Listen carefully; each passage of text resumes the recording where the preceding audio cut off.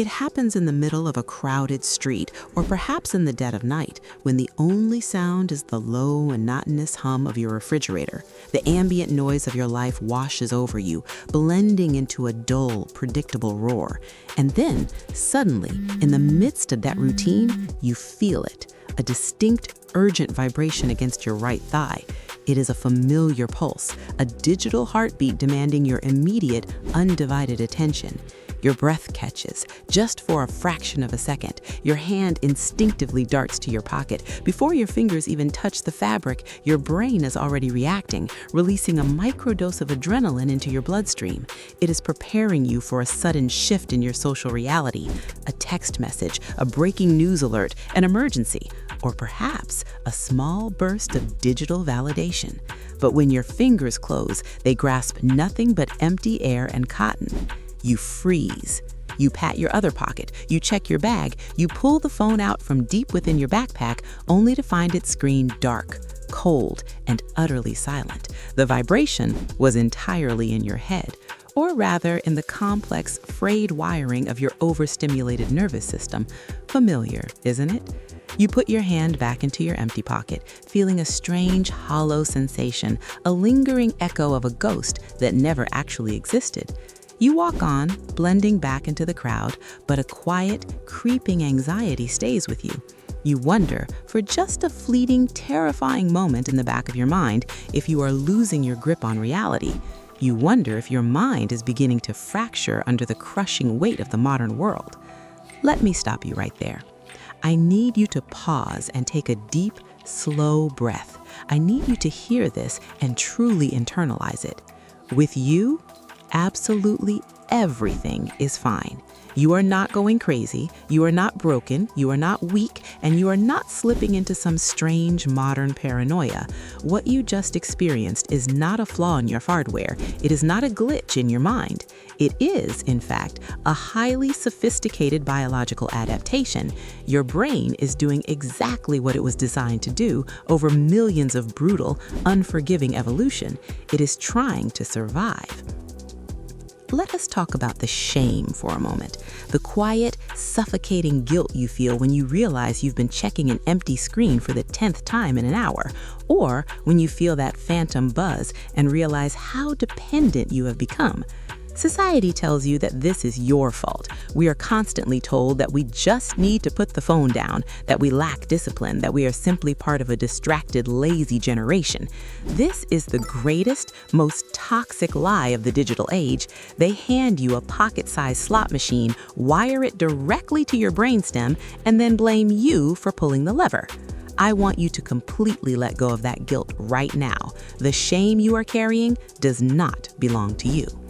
The profound tragedy of our current condition, the exact reason you feel so exhausted, anxious, and on edge all the time, is that your primal, survival-focused brain has been dropped into an environment it never evolved to navigate. Imagine taking an intricate, delicate machine built to read the subtle changes in the wind and the rustle of leaves in a silent forest and plugging it directly into a high-voltage power grid. That is your nervous system right now. You are operating a prehistoric neurological machine in a hyper-digital, hyper-stimulated world. Your brain is functioning perfectly, but it is adapting to a systemic mechanism that was engineered deliberately and precisely by the brightest psychologists and engineers on the planet to hack your biology. Your reaction is an expected, calculated biological response to deeply abnormal conditions. To understand this phantom pulse and the profound exhaustion that follows it, we must dissect the systemic mechanism beneath your skin. We need to look at the exact architecture of your invisible cage. The answer begins deep within your temporal lobe in an ancient almond-shaped cluster of nuclei called the amygdala. This is your brain's threat detection center, wired over millennia to keep you alive. For our distant ancestors, the sudden rustle of leaves meant a predator was near. The brain demanded hypervigilance. Fast forward to today, the rustle of leaves has been replaced by the ping of a notification or the silent glowing expectation of one. But your amygdala does not know the difference. To comprehend how this survival mechanism was weaponized, we have to travel back to the 1950s, to the laboratories of Harvard University. There, a psychologist named B.F. Skinner conducted a series of experiments that would quietly define the architecture of the 21st century. Skinner created what is now known as the operant conditioning chamber, a simple box where an animal, usually a pigeon or a rat, could press a lever to receive a food pellet. When the lever delivered food every single time, the animal pressed it only when hungry. The behavior was logical. It was balanced. But then Skinner altered the code. He introduced a concept called variable ratio reinforcement. The lever would no longer give a reward every time. Sometimes it took one press, sometimes 10, sometimes 50. The reward became completely unpredictable. The result was terrifying. The animals lost their minds. They became obsessively fixated, pressing the lever frantically, constantly, even when they were starving or exhausted. The unpredictability did not deter them. It locked them into a desperate, unending loop. Look at the glowing rectangle in your hand. Look at the infinite scroll of your social media feed. It is not a tool. It is the most refined, perfectly engineered Skinner box in human history. Every time you reach into your pocket, every time you swipe your thumb down the screen to refresh the page, you are pulling the lever. You are the pigeon, and the variable reward is a text message, a like, a piece of breaking news, or just a fleeting moment of digital validation. But the true horror lies in the biochemistry. In 2017, Dr. Robert Sapolsky, a neuroendocrinologist at Stanford University, published his exhaustive work, Behave. He highlighted a crucial, often misunderstood fact about dopamine. Dopamine is not about the reward itself, it is about the anticipation of the reward.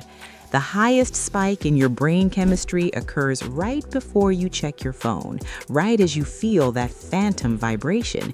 Your brain is flooding your system with energy, screaming at you that something vital is about to happen. And what happens when you pull the phone out and the screen is dark?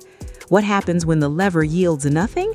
The dopamine crashes, and it is immediately replaced by a surge of cortisol, the primary stress hormone. This is why the phantom vibration leaves a metallic taste of anxiety in your mouth. Your brain anticipates a survival-level event, gives you the chemical energy to react, and then strands you in a void. You are left with chemical panic and nowhere to direct it.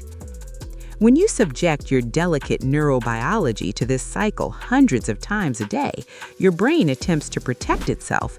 To survive the constant barrage of artificial stimulation, it begins to shut down its own dopamine receptors. This process is called downregulation.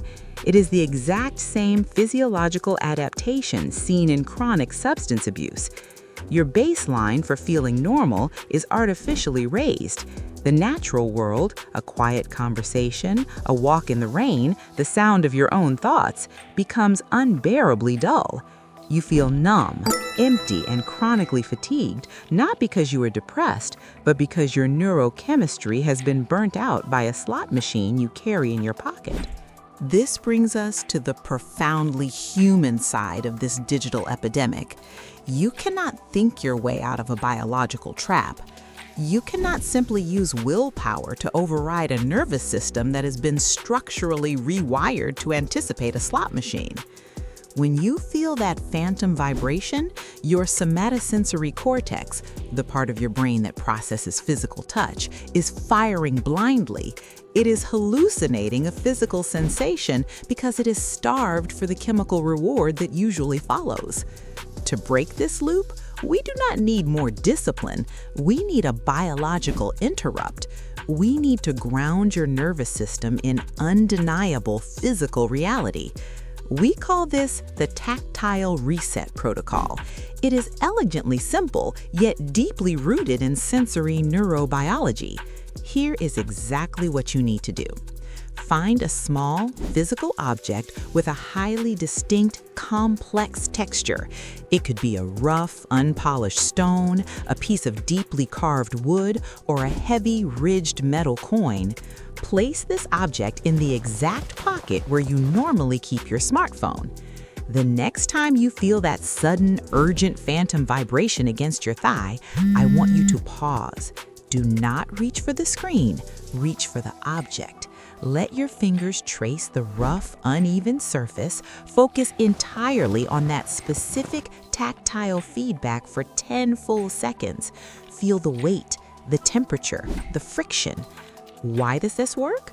By introducing a strong, real-world sensory input precisely where the brain expects a digital trigger, you forcefully ground your somatosensory cortex. You flood the local neural pathways with actual, undeniable physical data. This provides your nervous system with absolute proof of physical reality, effectively short-circuiting the anxious, predictive loop of the phantom vibration. You are sending a clear, biological signal back up to the amygdala. There is no digital threat, there is no digital reward, there is only the physical present. You are actively reminding your nervous system where your human body ends and where the digital machine begins. Now, a skeptic might interject here. You might be sitting there thinking, this is overly dramatic. I do not have a biological problem. I just have a bad habit. I just need to delete my social media apps or go on a weekend digital detox. It is just a matter of willpower. This is the great illusion of our time. Willpower is a finite resource managed by your prefrontal cortex, which tires easily under constant cognitive load. When you experience phantom vibrations, your brain has already undergone structural neuroplastic changes. The pathways have been laid down like heavy physical highways in your mind. Simply turning off notifications or locking your phone away does not erase the highway. In fact, removing the device entirely often triggers severe withdrawal symptoms. Your anxiety spikes because the amygdala goes into overdrive, desperately wondering why the vital social signals and dopamine hits have suddenly ceased. The hardware of your brain has adapted to the technology. You cannot unhabituate a physiological adaptation with sheer brute force willpower. You have to gently, biologically retrain it. The vibration you felt on your leg was not real, but the exhaustion and the anxiety it left behind are entirely physical. It is a quiet, haunting reminder of how deeply we have allowed the digital realm to intertwine with our biology. We are merging with our machines, not through wires and cybernetic implants, but through the silent hijacking of our nervous systems. We are trading our peace for a permanent state of anticipation. But you have the power to draw the line. You have the power to remind your body of what is real. To help you take that first crucial step in calming your hypervigilant nervous system, I have compiled everything we discussed into a comprehensive, science-backed PDF called the Dopamine Detox Guide. It contains the exact diagnostic audit and environmental architecture protocols you need to gently lower your baseline anxiety without shocking your system. It is completely free, and you can download it via the link in the description right now. But consider this before you go. If your brain can fabricate a physical sensation just to compel you to check your screen, what happens when the screen actually does light up? When you finally give in, pull out the phone, and tap on a recommended video, do you really believe you made that choice? Or was the decision made for you, mapped out by a predictive algorithm milliseconds before you even realized what you wanted? In the next episode, we are going to explore the terrifying reality of the illusion of choice and why your free will is the most profitable asset in the modern world.